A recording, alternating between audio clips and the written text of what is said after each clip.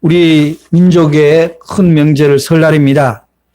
우리 조상은 일찍이 하나님으로부터 지혜를 받아서 명절에는 자기의 혈육의 조상을 낳아 어른을 찾아뵙고 효를 다짐하는 아름다운 전통을 가지고 있습니다. 그런데 우리는 참 안타깝게도 부모님의 마음을 이해할 때쯤, 그야말로 철이 들 때쯤 되면은 이제 부모님에게 잘해야 되겠다라고 생각했을 때 그 부모님이 곁에 계시지 않을 때가 많은 분들이 경험하게 됩니다.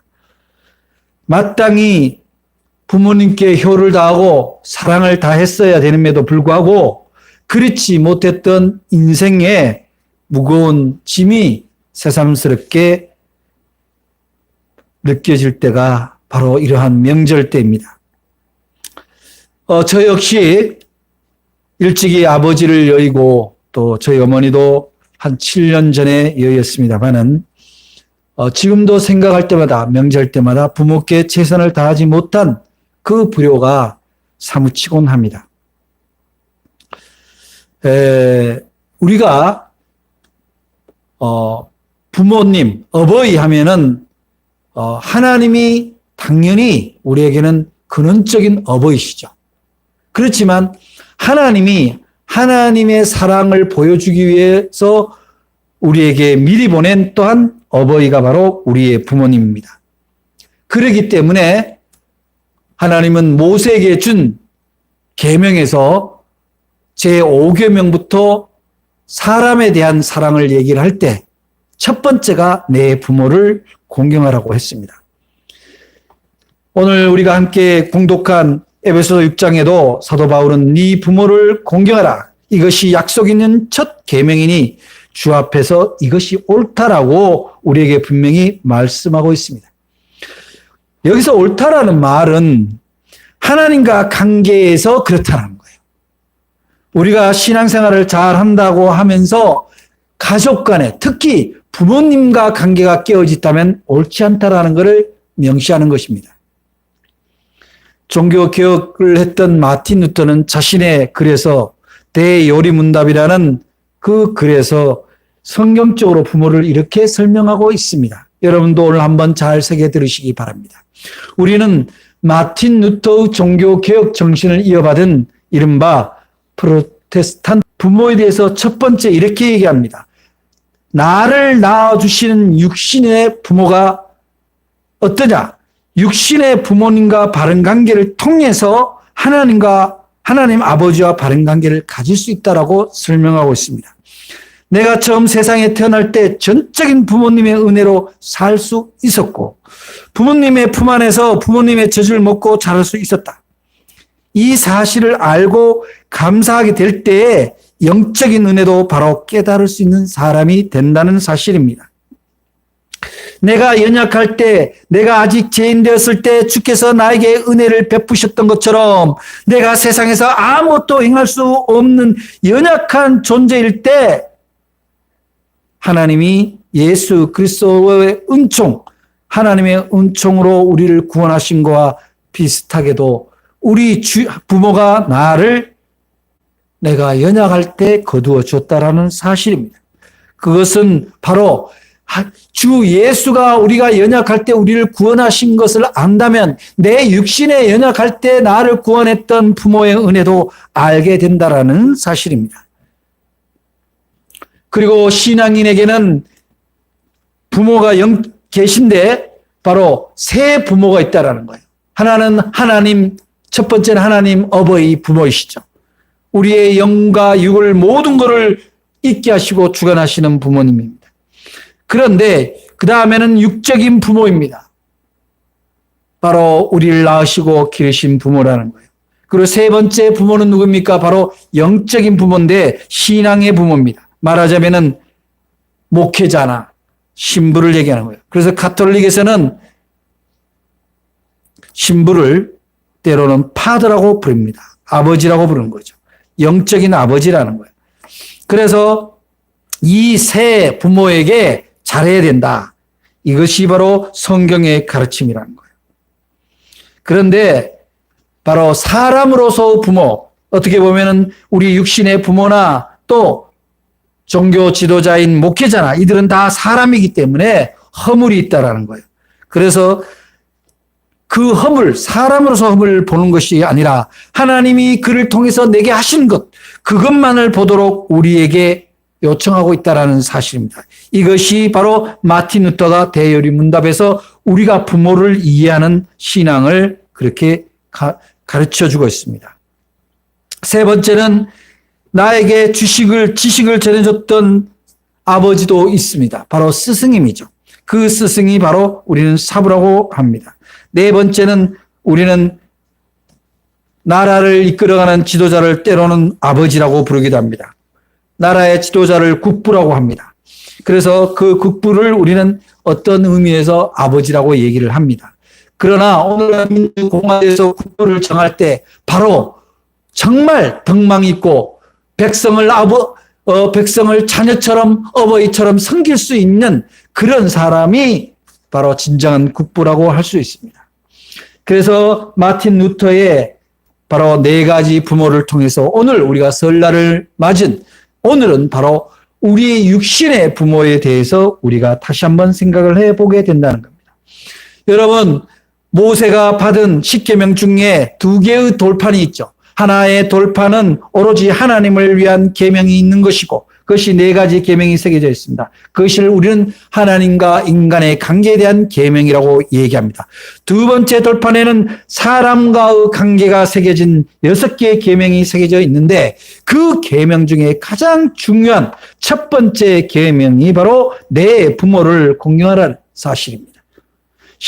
이것을 우리는 중심에 배꼽, 말하자면 태 중심에 있는 계명, 그것을 10계명의 배꼽이라고도 합니다.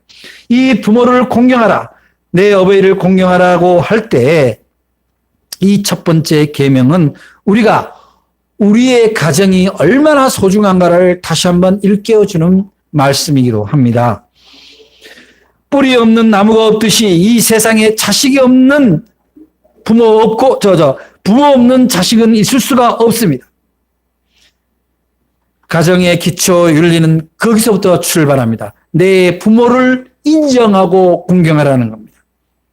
건강한 가정의 첫 번째 계명은 부모를 인정하는 겁니다. 그 부모가 어떻게 얼마만큼의 부유한 사람이고 얼마만큼 높은 직책이고 무엇을 소유했느냐를 떠나서 내가 아무것도 할 수 없을 때, 그 연약한 존재일 때, 하나님이 나를 세상에 보냈을 때 하나님을 대신하여 나를 먹이며 입히며 양육했다는 사실입니다. 그것 하나만으로도 우리는 충분히 하나님을 통해서 우리의 부모의 은혜가 무엇인지를 우리가 알 수 있다는 사실입니다. 오늘 설 명절을 앞두고 여러분들이 부모님을 찾아뵙지 못했다면 혹은 부모님과 함께 계신다면 반드시 사랑을 고백할 수 있기를 바랍니다. 그 사랑의 고백은 나는 우리 어머니 아버지가 우리 부모님이 나의 부모님이어서 너무 감사하다. 나는 부모님의 자녀가 된 것이 너무나 감사하고 자랑스럽다라고 고백할 수 있어야 한다는 것입니다. 기독교 종교는 사실 어느 종교보다 효도를 중요시하는 종교라고 할 수 있습니다. 왜냐하면 이 공경이라는 말은 어떤 조건의 예우가 아니에요. 내 부모가 나한테 무엇을 물려줬기 때문에 나를 얼마나 잘 좋은 곳으로 공부시키고 얼마나 많은 나에게 투자를 했기 때문에 내가 부모를 공경하는 것이 아니라 나를 이 세상에 태어났을 때부터 내가 아장아장 걷고 내가 스스로 무엇을 결정할 때까지 나를 돌보고 키워줬다는 그 사실 하나만으로도 우리는 충분히 공경을 해야 된다는 사실입니다. 이 공경이라는 말이 보니까 어느 책에는 이렇게 나와 있어요. 우리 5장 6부 중에 공경이란 말은 간장에 속한다 이렇게 기록된 데가 있습니다. 우리 신체 가운데 간 기능이 얼마나 중요합니까? 그 간 기능과 공경이란 말이 같은 의미로 쓰이고 있다는 거예요. 같은 단어로. 그래서 우리가 이렇게 할 때 바로 그 공경이란 말을 또 다른 말로 바꾸면 바로 하나님께 존귀함, 전능하신 앞에 존귀와 영광을 돌리라고 할 때도 바로 이 공경이라는 단어가 원어에 쓰여져 있어요. 그래서 이 히브리어의 자체의 공경이란 말이 바로 종기라는 말과 간, 우리 오장육부의 간이란 말과 동일한 단어로 썼다는 것은 우리에게 굉장히 상징적입니다. 그야말로 간은 모든 해독제이자 우리에게 에너지를 공급하고 또한 우리가 지칠 때 우리의 간이 우리를 치료하는 역할을 하기도 합니다. 그래서 이 간의 소중함, 그것은 바로 우리가 이 간을 소중히 여기는 것처럼 우리가 우리의 부모님과 하나님에 대한 공경은 우리가 더없이 소중한 계명이라고 할 수 있습니다. 우리가 그 효도를 한다, 신앙 안에서 효도를 한다고 할 때, 이제 대개 보면은 부모님한테 뭘 사준다, 때 되면 뭘 해준다. 그런 것도 굉장히 중요해요. 사실 저도 자식이 있지만 자식이 생일날 뭐라도 선물이라도 하나 주면 기분은 좋더라고요. 입으로만 사랑해요가 아니라. 물론 그렇습니다만은 실제로 우리가 가장 기독교인으로서 부모님께 최선의 효를 다한다는 것은 바로 나를 있게 한 내 생명이 있게 한 가히 없는 은총에 대한 감사를 늘 가지고 있어야 된다.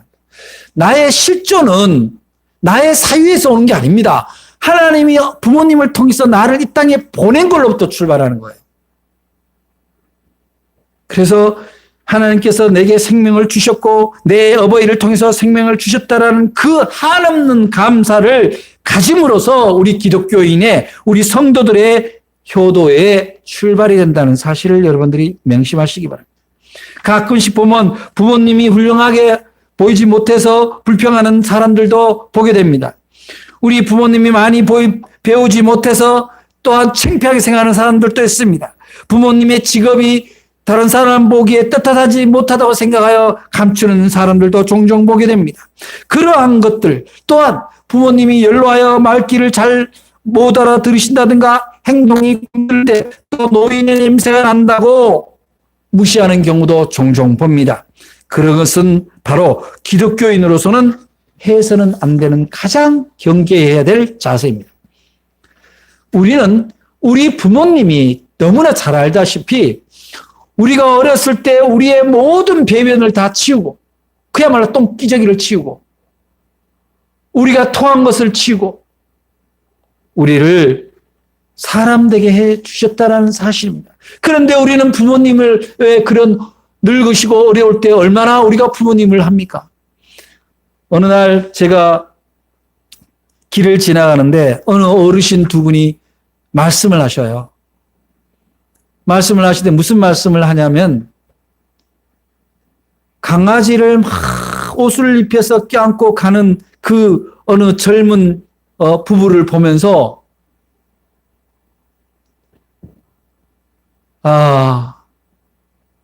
저러느라고 저렇게 바쁘느라고 저기에 돈을 쓰느라고 못 내려오는구나. 우리한테 줄 것이 없구나. 개를 집에 혼자 둘 수 없어서 부모를 못 만나러 오는구나. 그런 푸념을 하는 것을 듣게 되었습니다. 물론 우리가 반려동물을 사랑하고 그에게를 통해서 위로를 받는 건 있습니다.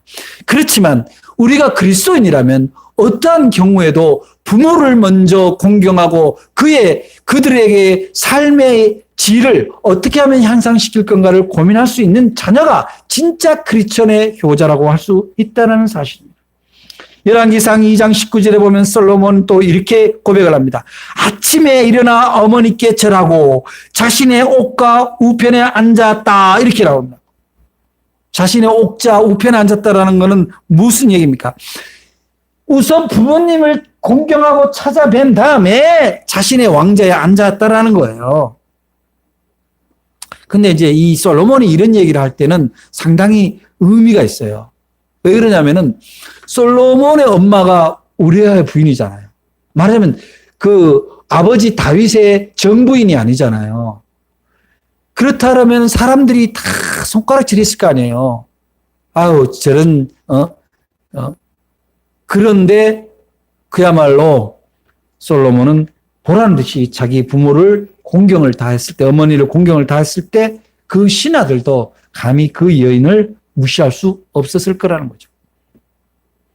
또한 우리가 신앙적인 효도 방법에 있어서 좀 다른 차원이 생각을 해야 된다면 바로 그리스도인들이 제사에 대해서 큰 비중을 안 대는 이유는 그냥 제사가 우상이어서가 아니라, 조상이 우상이어서가 아니라 살아 계실 때 잘해야 된다는 거예요. 부모님 살아 계실 때 잘하는 게 진짜 공경이지, 죽은 다음에 제사상 부러지게 차려놓고 그게 다 누가 먹습니까? 살아있는 자신들이 먹는 거 아니에요. 물론 상을 차리는 것이 좋으냐 나쁘냐라는 문제를 떠나서 바로 살아 계실 때 효를 다하는 것이 그리스도인의 효의 계명이라고 할 수 있습니다. 우리가 잘 아는 송강정철 시인의 시조 중에 우리가 잘 아는 시조 있죠. 만중 조언감이 고와도 보이나니 품은직하다마는 품어도 반길이 없으니 이를 서러워하노라. 이게 무슨 얘기냐면은 이 소위 만중 조언감이라면 아주 제대로 익은 그 홍시가 있는데 보기도 좋고 먹음직도 한다마는 이거를 들여서 반길 이가 없다 이 말이에요. 내 부모가 홍시를 좋아하는데 홍시를 갖다 드릴 부모가 안 계신 것을 서러워하는 것이 바로 이 시입니다. 사랑하는 여러분, 간절히 호소합니다. 지금 여러분들 부모님이 계시다면 살아 계실 때 효를 다하는, 자주 찾아뵙고 인사드리고 때 되면은 무엇이라도 대접할 줄 아는 그런 자녀가 하나님께 칭찬받는 신앙인이라는 사실을 명심하시기 바랍니다. 하나님의 계명을 지키지 않는데 선교가 무슨 의미가 있고 교회 와서 충성을 다한다는 게 무슨 의미가 있습니까? 바로 우리가 믿는 하나님의 법 가운데 십계명의 가장 중심에 내 부모를 공경하라는 사실이라는 거예요. 이번 명절에 여러분들이 그 점을 명심하시기 바랍니다. 마음에 있든 없든 부모님에게 사랑의 고백을 하는 유월훈련을 통해서 여러분이 언어를 통해서 고백을 통해서 여러분이 사랑의 자녀가 될 수 있기를 간절히 부탁을 드립니다. 그 다음에 가장 중요한 효도는 뭘까요? 바로 부모가 여러분을 통해서 구원의 삶을 살게 도와드린다는 거예요. 아직 부모님이 신앙이 없다면 신앙을 가질 수 있도록 여러분이 도우시라는 거예요. 복음을 전할 때 강압적이고 강건적으로 전하는 것이 아니라 앞서서 부모를 공경하고 최선을 다해서 모실 때 우리 딸이, 우리 아들이 자랑스럽다 그럴 때 누구를 닮아서 이럴까 했을 때 바로 여러분이 하시고 나를 잘 키웠기 때문이죠. 그렇지만 내가 진심을 다해서 부모님을 사랑하게 된 것은 우리가 믿는 하나님의 계명이 그러하고 예수 그리스도께서 그렇게 우리에게 지혜를 주시기 때문에 그렇습니다. 또한 무엇입니까? 바로 우리가 우리 자신들의 삶이 천국을 사는 모습을 보여줘야 돼요. 예수를 믿는다고 하면서 날마다 형제들과 다툼이 있거나 반목이 있거나 서로 이기심이 있거나 불평, 불만, 시기, 질투가 있다면 어머니가 무엇을 보고 신앙을 가질 수 있겠습니까?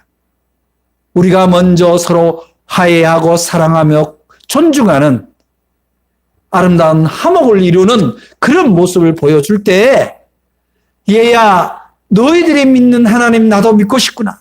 너희들이 누리는 천국 나도 누리고 살고 싶구나. 그렇게 전도가 되는 거예요.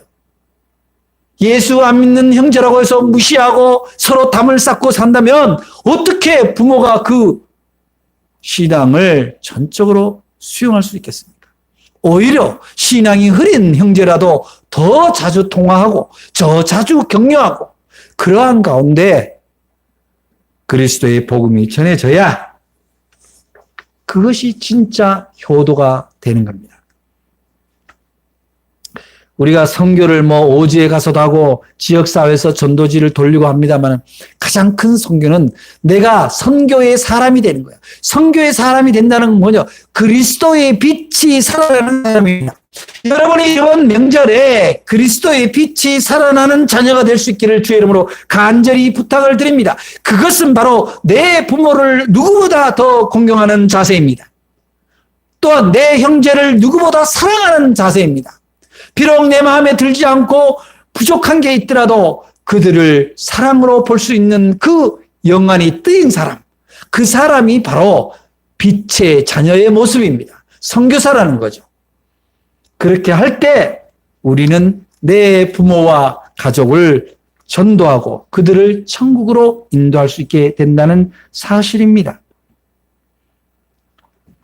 그래서 오늘 말씀을 정리합니다. 기독교가 말하는 효도는 첫째는 그 출발이 바로 하나님의 계명이 우리에게 부모를 공경하라고 분명히 명령하고 있기 때문입니다. 둘째는 그 방법이 하나님이 우리를 사랑하신 것 같이 우리도 서로 사랑해야 된다는 사실입니다.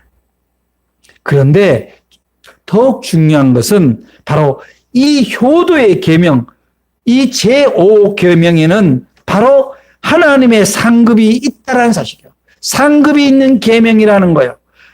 하늘의 상급이란 건 무엇입니까? 바로 하나님의 약속이 있는 그 전혀 다른 차원의 계명입니다. 출애굽기 2장 12절 우리가 잘 아는 대로 내 부모를 공경하라. 그리하면 너의 하나님 나 여호와가 내게 준 땅에서 네 생명이 길리라. 이렇게 얘기하는 거예요. 장수라는 거죠. 그것을 이어받은 사도 바울은 오늘 말씀에서 이렇게 얘기하는 거죠. 자녀들아 너희 부모를 주 안에서 순종해라. 이것이 옳으니라. 내 아버지와 어머니를 공경하라. 이것이 약속 있는 첫 계명이니 이는 네가 잘되고 네가 이 땅에서 장수한다. 이것이 하나님이 효에 대한 상급, 약속 있는 계명이라는 거예요. 보너스가 두둑한 계명입니다. 성경을 통해서나 인류의 역사를 통해서도 보면 부모에게 효를 다한 사람들이 한결같이 축복을 받았다는 사실입니다. 이삭과 요셉과 셈과 야벳과 다윗과 솔로몬 모든 성경의 위인들은 한결같이 하나님과 부모 앞에 효도했다는 사실입니다. 이 땅에 불효한 자들이 잘된 자가 없으며 이 땅에 효를 극진하고자 해서 잘못된 자가 없습니다. 효자 성도가 진짜 성도라는 거예요. 또한 효자 성도가 효자를 낳습니다. 명심보감 효행편에 보면은 내가 어버이에게 효도하면 자식도 효도한다. 내가 불효하면 그들이 배나 더 불효한다. 언젠가 그 예화 책에서 본 내용인데요. 이런 내용이 있어요. 교회 유치부에 다닌 어린아이가 어느 날 집에 와서 무언가 열심히 외우고 있어요. 그래서 뭘 외우나 봤더니 바로 십계명을 외우고 있어요.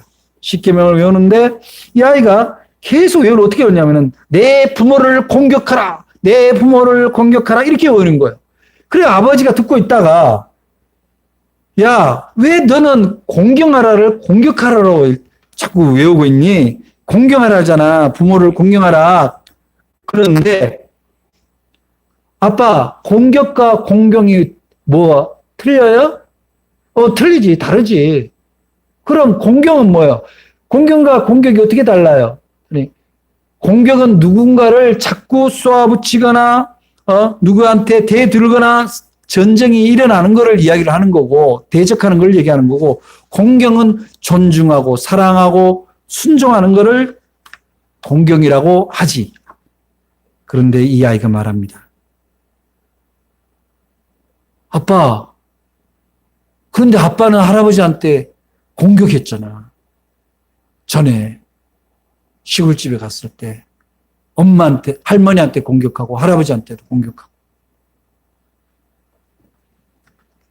성경은 우리에게 얘기합니다. 사람이 무엇으로 심든지 그대로 거둔다.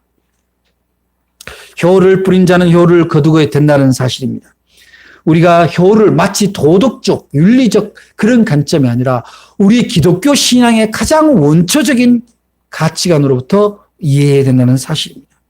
사랑하는 여러분, 이번 명절에 우리가 되새겨야 할 계명은 바로 하나님께 우리가 최선을 다한다면 바로 부모님께도 최선을 다하고 내한테 부족하다고 생각하는 것 자체가 오만이라는 거예요. 오늘 여러분 이 예배 후에 진심으로 쑥스럽다고 생각하지 마시고 부모님께 사랑을 고백하시고 감사를 고백하시고 그리고 앞으로 더 잘하겠노라 다짐할 수 있기를 부탁을 드립니다. 그랬을 때 여러분들은 바로 하나님이 기뻐하시는 가장 큰 계명을 지키는 하나님을 사랑하고 이웃을 사랑하는 계명 중에 가장 본질적인 계명을 지키는 그런 하나님의 자녀가라는 칭찬을 받고 그리고 이 땅에서 기업을 이루며 장수할 것입니다. 그것은 성경이 우리에게 주신 계명의